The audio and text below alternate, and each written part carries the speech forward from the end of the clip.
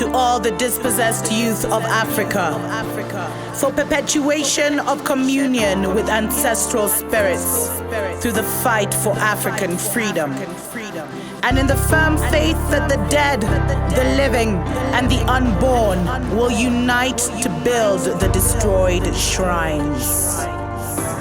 Selah. Hello and welcome, beloveds, to another episode of Wake Up Africa. My name is Dr. Mumbi Saraki. How you doing? How's everything going? I really do pray that you are well in all your ways and that you're moving into living life truly on your own terms, that you're relocating to where your spirit tells you need to be at such a time as this, when we're witnessing the end of the world and the beginning of another world, and the beginning of this new world, the world that we are the rightful rulers of.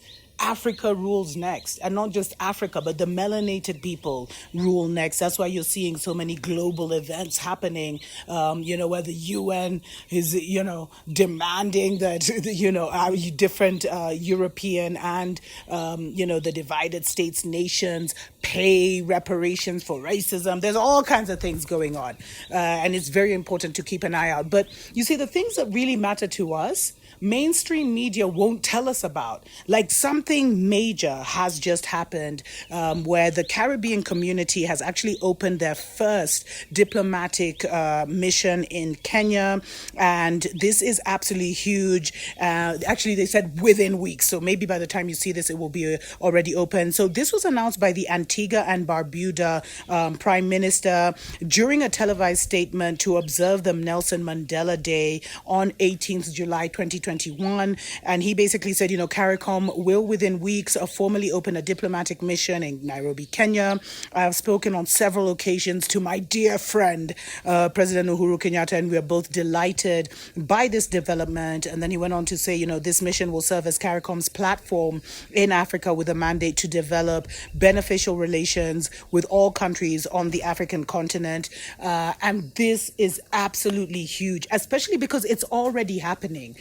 By the way, there's already like a massive, Jamaican community here in Kenya, and other communities from the Caribbean here in Kenya. I have some very good friends from, Antigua, etc., etc. So it's already happening, beloveds, and Trinidad and Tobago who are living here. So the connection is already happening. But because of the way that society is set up, where the government is the highest pillar of this matrix, it is so important that governments come together so that they can facilitate the movement of our people back and forth. Because you see, once now we actually have a relationship between Africa, different African nations, and the Caribbean nations. I think CARICOM represents like 15 different Caribbean nations.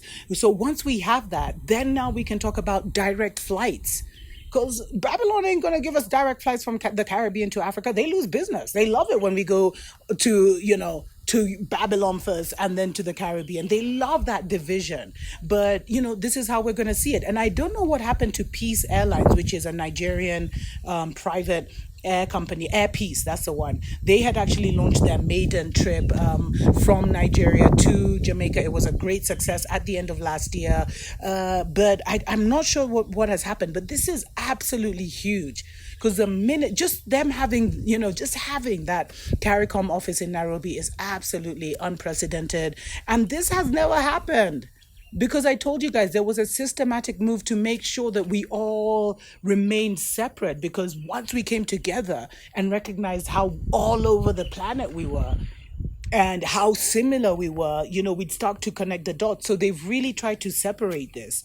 And this isn't even a Babylon move. Even with our Babylonian presidents, some of our puppet presidents, this is definitely something that will benefit, I. And, this guy, the prime minister, went on to say, we have made the first steps, and these efforts will certainly intensify in the months and years to follow. And this will be the perfect platform for now looking into, our Caribbean brothers and sisters actually getting residence permits, citizenship on the continent, etc., etc. And this had already started, but was kind of delayed by the pandemic, because at the end of 2019, I actually did a show on this. If for those who were around back then, the Caribbean community actually opened its diplomatic office, which is smaller because, than a mission. Mission, you have your ambassador, your officers, etc., etc. And they actually opened their first diplomatic office, in Kenya. And they said, I would like to suggest to those here that perhaps more than any other location, more than Geneva, more than New York, the Caribbean community representation in Nairobi is going to be the one that is going to have the greatest impact in how our nations function, how we build, how we trade, how we deal with our food security, and above all else, how we deal with our water security. Because one of the most silent consequences of this climate crisis, blah, blah, blah, because of the four major UN headquarters around the world, the United Nations Environmental Program happens to be in Kenya. And so she was saying this when she had visited Kenya and visited the United Nations Environmental Program, but climate change, blah, blah, blah. But beloveds, I feel like this is like a spiritual movement. I'm so excited because regardless of what they do from here on out, because we know that the Caribbean is getting bashed with the agenda of the New World Order. Prime ministers are selling out left, right, and center. Same thing. Well, Africa, it's still it hasn't taken on that full charge, but we're on the alert. This will help us, especially in the revolutionary movement to come. This is really going to help us, beloveds, because the Africa of the future is not going to be led by puppet presidents. It's going to be led by revolutionaries. So even if they don't if they don't understand what they're doing, this is huge. It sets the ground for something massive. So there's so many issues here that, and they said that the whole thing should have happened, it should have happened last year. The embassy should have happened last year, but of course it was delayed. Beloveds, this is absolutely huge because the government, as the seats of power, they've given the green light spiritually and mentally. Because remember, everything is it's a mental concept. Our thoughts create our reality. Our declarations create our reality. And if the elected person who we've all given our power to kind of steer our nation makes such moves, it's absolutely huge. Let me know what you think in the comments below. I'd love to hear from my Caribbean brothers and sisters. What kind of, what are you hoping to benefit from this relationship? Many people have been emailing me asking me how can they do business between the Caribbean and Africa. It's a must, beloveds. And I really feel, I'm not too sure about West Africa, but here in East Africa, it's sharing some of that sacred knowledge that, you went with and you preserved. Like just some of the ways that you eat and stuff, because we've totally lost that as a people. Let me speak for Kenya on that one, but this is unprecedented. This is unprecedented, beloveds. Absolutely huge news. A first step in the right direction. This should have been done in the 1960s, as soon as we got independence. But, better late than never, as they always say. Let me know what you think. This is huge. Because once this is done, then that means, visa situations will be sorted out. We'll be able to stay longer in, the Caribbean. Caribbean brothers and sisters will be able to come and move in Africa. Really exciting times ahead. Until next time, tuko pamoja.